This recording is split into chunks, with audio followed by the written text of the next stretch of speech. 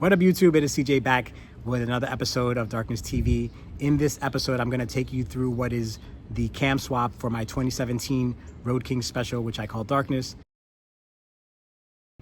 If you've been following the channel for a few episodes, you will have noticed that I do have a upgraded motor. I'm running an SNS 124 kit on my 107, what was a 107 Harley M8, and that kit comes with an SNS 550 cam. So I've had the build now, the 124 build, for about 2 full riding seasons. So I think at this point, after a couple of thousand miles, I can give an honest impression or opinion of what I feel. So what I realized after 2 full riding seasons is that maybe a horsepower cam isn't exactly best suited to my personal riding style. Now, I'm not gonna say it's not for everybody, but for me, I just don't think it's it. And I'll give you an example. So with the 550 cam, a horsepower cam, the power doesn't really come on till about 2,800, 3,000. From like 0 to basically somewhere in the middle of first gear, I'm basically wringing this thing's neck, trying to get it from 0 to about 3,000. And at that point, I start feeling the acceleration and the thing takes off. It's like a bullet all the way through to about 5,800. So now I'm not saying this is for everybody, but for me, I was looking for a change, and so that's why I started looking towards a torque cam.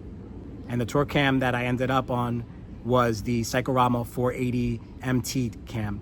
This is a new cam from Cyclorama. The MT stands for Monster Torque, which obviously is a good sign.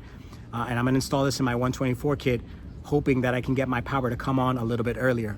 I'm not looking for an increase in horsepower or torque, really. I want the dyno chart at the end to come on right at the beginning, hopefully as close to 1,700 as possible. And then according to the manufacturer on this cam, should ride out to about 4,500 or 5,000 RPM, which is crazy.